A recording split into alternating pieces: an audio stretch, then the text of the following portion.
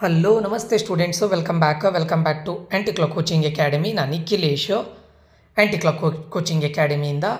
Students ಈ ಒಂದು ವಿಡಿಯೋದಲ್ಲಿ ನಾನು ನಿಮಗೆ ಕಾಮಿಡ್-ಕೆದು ಅಪ್ಡೇಟನ್ನು ಕೊಡ್ತಾ ಇದ್ದೇನೆ. ನೋಡಿ, ಕಾಮಿಡ್-ಕೆ ಸೆಕೆಂಡ್ ರೌಂಡ್ನ ಕೌನ್ಸಿಲಿಂಗ್ ಸ್ಕೆಡ್ಯೂಲನ್ನು ಬಿಟ್ಟಿದ್ದಾರೆ. This is only for Kalyana Karnataka region. Okay, ಇದು ಓನ್ಲಿ ಹೈದರಾಬಾದ್ ಕರ್ನಾಟಕ ರೀಜನ್ ಸ್ಟೂಡೆಂಟ್ಸ್ಗಳಿಗೆ ಆಗಿರುತ್ತೆ. ಜನರಲ್ ಮೆರಿಟ್ ಸ್ಟೂಡೆಂಟ್ಸ್ಗಳಿಗೆ ಇದು ಅಪ್ಲಿಕೇಬಲ್ ಆಗೋದಿಲ್ಲ. ಯಾಕಂದರೆ ಫಸ್ಟ್ ರೌಂಡ್ ಅನ್ನೋದು ಜನರಲ್ ಮೆರಿಟ್ ಮತ್ತು ಕಲ್ಯಾಣ ಕರ್ನಾಟಕ ರೀಜನ್ನ ಎರಡೂ ಸ್ಟೂಡೆಂಟ್ಸ್ಗಳಿಗೆ ಮಿಕ್ಸ್ಡ್ ಆಗಿ ಮಾಡ್ತಾರೆ. ಸೆಕೆಂಡ್ ರೌಂಡನ್ನು only for Kalyana Karnataka region students. Last year ಇದೆ ಸೆಕೆಂಡ್ ರೌಂಡಲ್ಲಿ ಫೇಸ್ 1 ಕಲ್ಯಾಣ ಕರ್ನಾಟಕ ರೀಜನಿಗೆ ಮಾಡ್ತಾಯಿದ್ರು, ಫೇಸ್ 2 ಜನರಲ್ ಮೆರಿಟ್ ಸ್ಟೂಡೆಂಟ್ಸಿಗೆ ಮಾಡ್ತಾಯಿದ್ರು. ಬಟ್ ಈ ವರ್ಷ ರೌಂಡ್ 2, ರೌಂಡ್ 3, ರೌಂಡ್ 4 ಅಂತ ಎಕ್ಸ್ಟ್ರಾ ಆ್ಯಡ್ ಮಾಡಿದ್ದಾರೆ. ಎಕ್ಸ್ಟ್ರಾ ಅಂದರೆ ಏನು, ಎಕ್ಸ್ಟ್ರಾ ಅಂತಲ್ಲ, ರೌಂಡ್ 2 ಫೇಸ್ 1 ಫೇಸ್ 2 ಇದ್ದದನ್ನು ರೌಂಡ್ 2, ರೌಂಡ್ 3, ರೌಂಡ್ 3 ರೌಂಡ್ 4 ಆಗಿ ಕನ್ವರ್ಟ್ ಮಾಡಿದ್ದಾರೆ ಅಷ್ಟೇ, ಆಯಿತಾ.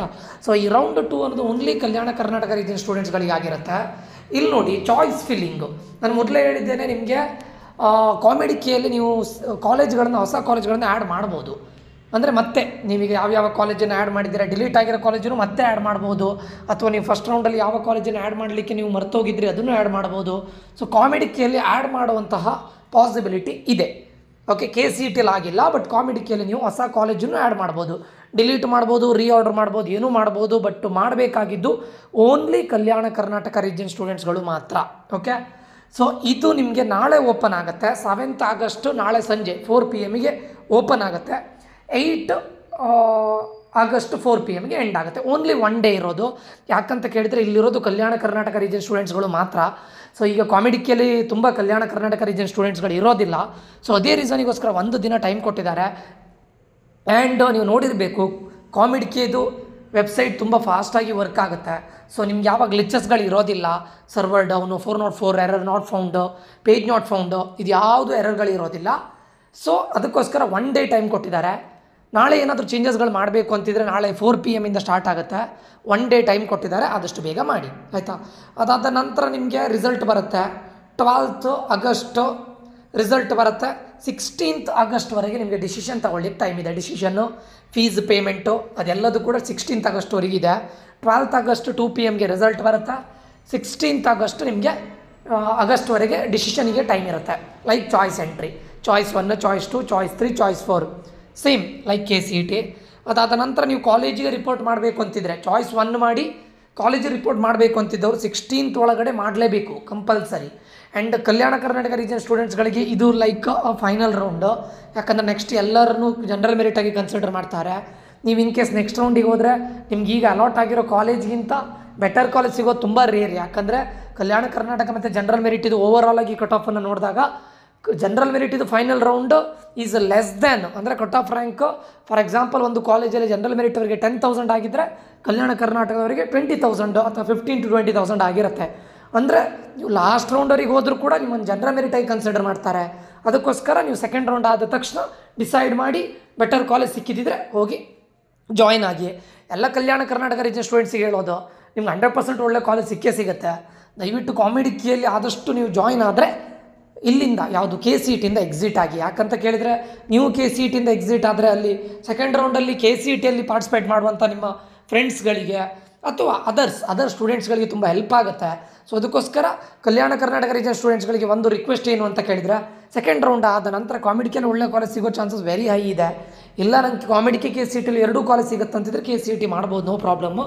ಬಟ್ ಕಾಮಿಡ್-ಕೆಯಲ್ಲಿ ಬೆಟರ್ ಕಾಲೇಜ್ ಸಿಗುತ್ತೆ ಅಂತ ನಿಮಗೆ ಇದ್ದಿದ್ದಾಗ ದಯವಿಟ್ಟು KCET ಎಕ್ಸಿಟ್ ಆಗಿ, ಆಯಿತಾ. ಇದಿಷ್ಟು. ನಾನು ಮತ್ತೆ ನಿಮಗೆ ಕ್ಯಾನ್ಸಲೇಷನ್ ಮಾಡಲಿಕ್ಕೂ ಕೂಡ 16th ಒಳಗಡೆ ಕ್ಯಾನ್ಸಲೇಷನ್ ಮಾಡಬೇಕು. ಅದಾದ ನಂತರ 3rd ರೌಂಡ್ ಆಗುತ್ತೆ, ಅದು ಜನರಲ್ ಮೆರಿಟ್ ಸ್ಟೂಡೆಂಟ್ಸ್ಗಳಿಗೆ.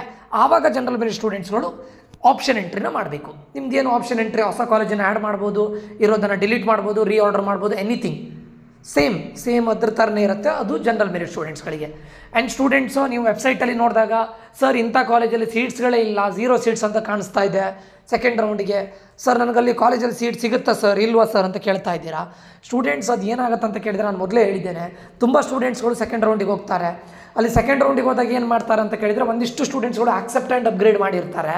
ಅವ್ರಿಗೆ ಇನ್ ಕೇಸ್ ಬೆಟರ್ ಕಾಲೇಜ್ ಆದರೆ, ಈಗ ಬೆಟರ್ ಕಾಲೇಜ್ ಅವರಿಗೆ ಅಲಾಟ್ ಆದರೆ, ಅವರಿಗೆ ಅಲಾಟ್ ಆಗಿರುವಂತಂದರೆ ಫಸ್ಟ್ ರೌಂಡಲ್ಲಿ ಅವರಿಗೆ ಅಲಾಟ್ ಆಗಿರೋ ಕಾಲೇಜನ್ನು ಅಥವಾ ಆ ಬ್ರಾಂಚನ್ನು ಸೀಟ್ ಮ್ಯಾಟ್ರಿಕ್ಸಿಗೆ ಆ್ಯಡ್ ಮಾಡ್ತಾರೆ. ಯಾವಾಗ ಅದನ್ನು ಸೀಟ್ ಮ್ಯಾಟ್ರಿಕ್ಸ್ಗೆ ಆ್ಯಡ್ ಮಾಡ್ತಾರೆ, ಆವಾಗ ಆಬ್ವಿಯಸ್ಲಿ ಅದರ ಮುಂದಿನ ರ್ಯಾಂಕ್ ಇರುವವನಿಗೆ ಅದು ಸಿಕ್ಕುತ್ತೆ. ನಿಮ್ಮ ಆಪ್ಷನ್ ಎಂಟ್ರಲ್ಲಿ ಅದಿದ್ದರೆ ಸಿಗುತ್ತೆ. ಇದು KCETಯಲ್ಲಿ ಹೀಗೆ ಆಗುತ್ತೆ. ನೀವು ಸೀಟ್ ಫಿಲ್ ಆಗಿದೆ 80% ಸೀಟ್ ಫಿಲ್ ಆಗಿದೆ ಅಂದರೆ ಸೀಟನ್ನು ಅವ್ರು ಅಲಾಟ್ ಮಾಡಿದ್ದಷ್ಟೇ. KCETಯಲ್ಲೂ ಹಾಗೆ ಆಗಿದೆ, 80% 85% ಸೀಟ್ ಫಿಲ್ ಆಗಿದೆ, 5000 ಸಮಥಿಂಗ್ ಸೀಟ್ಸ್ಗಳು ಉಳಿದಿದೆ ಅಂತ ಹೇಳಿದ್ದಾರೆ. ಬಟ್ ಅದರಲ್ಲಿ ಉಳಿದಿದ್ದು ಯಾವುದು ಅಂತ ಕೇಳಿದರೆ ನಾನು ಹೇಳಿದ್ದೆಲ್ಲ ಮೆಕ್ಯಾನಿಕಲ್, ಸಿವಿಲು ಈ ರೀತಿ ಬ್ರ್ಯಾಂಚ್ಗಳದ್ದು ಉಳಿದಿರ್ಬೋದು ಅಷ್ಟೇ. ಮತ್ತೆಲ್ಲ ಫಿಲ್ ಆಗಿದೆ ಅಂದರೆ ದಟ್ ಡಸಂಟ್ ಮೀನ್ ದಟ್ ಎಲ್ಲರೂ ಅಡ್ಮಿಷನ್ ತೊಗೊಂಡಿದ್ದಾರೆ ಅಂತ ಅರ್ಥ ಅಲ್ಲ. ಎಲ್ಲ ಹೋಲ್ಡ್ ಮಾಡ್ಕೊಂಡು ಹೆಚ್ಚಿನವರು ಸೆಕೆಂಡ್ ರೌಂಡಿಗೆ ಹೋಗಿದ್ದಾರೆ, ಕೆಲವೊಂದಿಷ್ಟು ಸ್ಟೂಡೆಂಟ್ಸ್ಗಳು ರಿಜೆಕ್ಟ್ ಮಾಡಿ ಸೆಕೆಂಡ್ ರೌಂಡಿಗೆ ಹೋಗಿದ್ದಾರೆ. ಆವಾಗ ನಿಮಗೆ ಆ ವೇಕೆನ್ಸಿ ಅದರಲ್ಲಿ ಸ್ಪಾಟಲ್ಲಿ ನೀವು ಇದು ಮಾಡಿದಾಗ ಒಂದು ಕ್ಯಾಶುವಲ್ ಅಂದರೆ ಒಂದು ವೇಕೆನ್ಸಿ ಉಳಿತದೆ.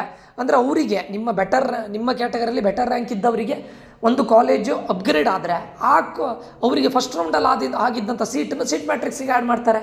ಆವಾಗ ಅದು ಮುಂದಿನ ರ್ಯಾಂಕ್ ಅವನಿಗೆ ಸಿಗುತ್ತೆ. ಸೊ ಆ ಥರ ಅದಕ್ಕೋಸ್ಕರ ನೀವು ಈಗ ಸೀಟ್ಸಲ್ಲಿ ಉಳಿದಿಲ್ಲ ಸರ್ ನಮ್ಗೆ ಸಿಗುತ್ತೋ ಇಲ್ವೋ ಅದು ಸೆಕೆಂಡ್ರಿ.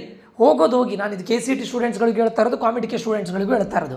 ಅಲ್ಲಿ 0 ಇದೆ ಅಂತ ನಿಮಗೆ ಬೇಕಾಗಿರೋ ಕಾಲೇಜಲ್ಲಿ 0 ಇದೆ ಸರ್ ನಂಗೆ ಸಿಗೋದಿಲ್ಲ ಅಂತ ಹೇಳಲಿಕ್ಕೆ ಆಗೋದಿಲ್ಲಲ್ಲ. ಎಲ್ಲರೂ ಕೂಡ ಸೆಕೆಂಡ್ ರೌಂಡಿಗೆ ಹೋಗ್ತಾ ಇದ್ದಾರೆ. ಸೆಕೆಂಡ್ ರೌಂಡಿಗೆ ಹೋಗ್ತಾ ಇರುವಾಗ ಯಾಕೆ ಸಿಗದೇ ಇರಬಾರ್ದು? ಅವರಿಗೆ ಬೆಟರ್ ಕಾಲೇಜಿಗೆ ಅಪ್ಗ್ರೇಡ್ ಆದರೆ ನಿಮಗೆ ಸಿಗ್ಬೋದಲ್ಲ. ಸೊ ಮತ್ತೊಂದು ಇನ್ನು ಜನರಲ್ ಮೆರಿಟ್ ಸ್ಟೂಡೆಂಟ್ಸ್ಗಳು ಕರೆಕ್ಟ್ ಅರ್ಥ ಮಾಡ್ಕೊಳ್ಳಿ. ನಿಮಗೆ GM ಅಲ್ಲಿ ಇವಾಗ ಏನಾಗುತ್ತೆ, ಕಲ್ಯಾಣ ಕರ್ನಾಟಕ ರೀಜನ್ ಅವ್ರದ್ದು ಸೆಕೆಂಡ್ ರೌಂಡ್ ಆಗುತ್ತೆ ನೋಡಿ, ಅಲ್ಲಿ ಉಳಿದಿರೋ ಎಲ್ಲ ಸೀಟನ್ನು ಜನರಲ್ ಮೆರಿಟಾಗಿ ಕನ್ವರ್ಟ್ ಮಾಡ್ತಾರೆ. 100% ಉಳಿತದೆ. 100% ಇನ್ ದ ಸೆನ್ಸ್ ಎಲ್ಲ ಕಾಲೇಜಲ್ಲಿರೋ 100% ಸೀಟ್ಸ್ಗಳು ಉಳಿತದೆ ಅಂತಲ್ಲ, ಉಳಿತದೆ. ಟಾಪ್ ಕಾಲೇಜಲ್ಲಿ ಉಳಿದೇ ಇರ್ಬೋದು. ಈಗ ಒಂದು ಟಾಪ್ 10-15 ಕಾಲೇಜಸ್ ಉಳಿದೇ ಇರ್ಬೋದು. ಅದು ಉಳಿದಿರೋ ಕಾಲೇಜಲ್ಲಿ 100% ಉಳಿತದೆ, ಆಯಿತಾ. ಉಳಿದಿರೋದನ್ನು ಜನರಲ್ ಮೆರಿಟಾಗಿ ಕನ್ವರ್ಟ್ ಮಾಡ್ತಾರೆ. ಆವಾಗ ಒಬ್ವಿಯಸ್ಲಿ ಜನರಲ್ ಮೆರಿಟರಿಗೂ ಕೂಡ ಕಟ್ ಆಫ್ ರ್ಯಾಂಕ್ ಇನ್ಕ್ರೀಸ್ ಆಗುತ್ತಲ್ವಾ. ಸೊ ಇದು ಕಾಮಿಡಿಕೆ. ಇದು ಇನ್ನು KCETಯಲ್ಲೂ ಇದೇ ಆಗುತ್ತೆ. KCETಯಲ್ಲಿ ಈಗ 85% ಸರ್ ಫಿಲ್ ಆಗಿದೆ ಅಂತ ನನಗೆ ನೆಕ್ಸ್ಟ್ ರೌಂಡ್ ಸೀಟ್ ಸಿಗೋದಿಲ್ವಾ? ಸಿಗುತ್ತೆ ಸ್ಟೂಡೆಂಟ್ಸು.